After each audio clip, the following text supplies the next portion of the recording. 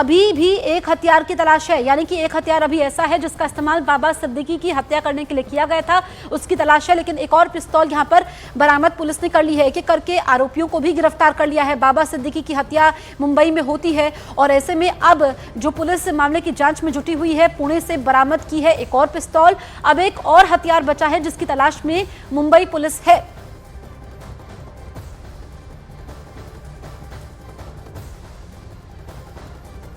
दिल्ली के नांगलोई में हुई फायरिंग का सीसीटीवी फुटेज सामने आ गया है। दिल्ली में अपराधियों के हौसले कितने बुलंद हो गए हैं, इन तस्वीरों को देख करके समझा जा सकता है, जो हम आपको दिखाने वाले हैं।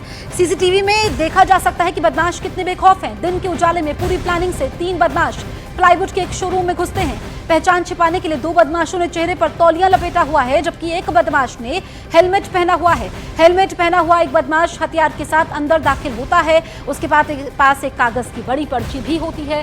गेट पर तीनों बदमाश खड़े होते हैं, फिर ये बदमाश ताबड़तोड़ गोलियां चलाने लगते हैं। तस्वीरें हम आप तक पहुंचा रहे हैं। नांगलोई में ताबड़तोड़ गोलीबारी होती है।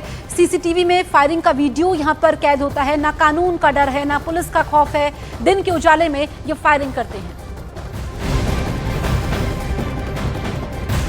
दिल्ली में कल हुई ताबड़तोड़ फायरिंग मामले में गोगी गैंग का नाम सामने आ रहा है। लॉरेंस बिश्नोई गैंग का साथी है गोगी गैंग। दिल्ली में कल 2 जगह नांगलोई और अलीपुर इलाके में फायरिंग की गई। नांगलोई इलाके में रंगदारी के लिए गोगी गैंग ने विदेशी नंबरों से फोन पर धमकी भी दी थी। गैंगस्टर्स ने 5 करोड़ की अवैध वसूली मांगी। पुलिस के मुताबिक शिकायतकर्ता अपनी दुकान पर मौजूद था, तभी 3 नकाबपोश बदमाश उसकी दुकान पर आए। हवाई फायरिंग शुरू कर दी। बदमाशों ने हवा में कई राउंड गोलियां चलाई। नांगलोई में फर्नीचर की दुकान पर गोलीबारी करने वालों ने वहां एक पर्ची भी छोड़ी। पर्ची पर गोगी गैंग, फैजे भाई, योगेश दहिया, मोंटी मान का नाम लिखा हुआ था। जिस शख्स ने विदेश से फोन कॉल किया उसने अपना नाम मोंटी मान बताया। पुलिस ने मामले की जांच भी शुरू कर दी है। आरोपियों की तलाश में जुटी हुई है।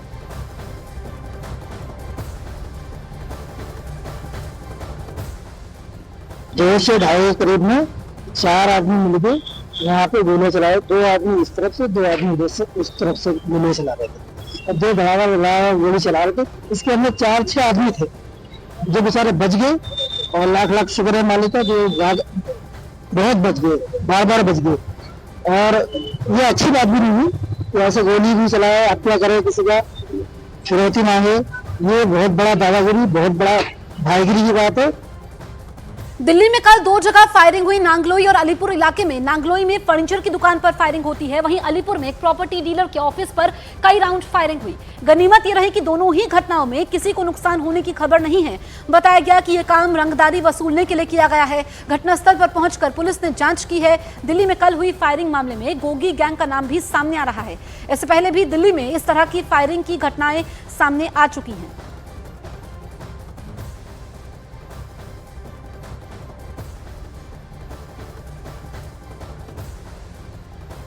चलिए अब आपको गोगी गैंग की कहानी बताते हैं। गैंगस्टर जितेंद्र गोगी ने यह गैंग बनाया था। 2010 में जितेंद्र गोगी गिरफ्तार हुआ। उस पर हत्या समेत कई केस दर्ज थे, जिसके गिरफ्तार कर जेल भेज दिया गया। जितेंद्र गोगी जेल में गैंग ऑपरेट करता था। उसकी अदावत टिल्लू गैंग से थी। दोनों के बीच वर्चस्व की लड़ाई थी। 2021 में रोहिणी कोर्ट में जितेंद्र गोगी की हत्या कर दी गई। जितेंद्र गोगी की हत्या के बाद दीपक बॉक्सर अब इस गैंग की कमान संभाल रहा है। दीपक बॉक्सर दिल्ली की तिहाड़ जेल में बंद है। Gogi gang Lawrence Bishnoi gang से जुड़ा हुआ है।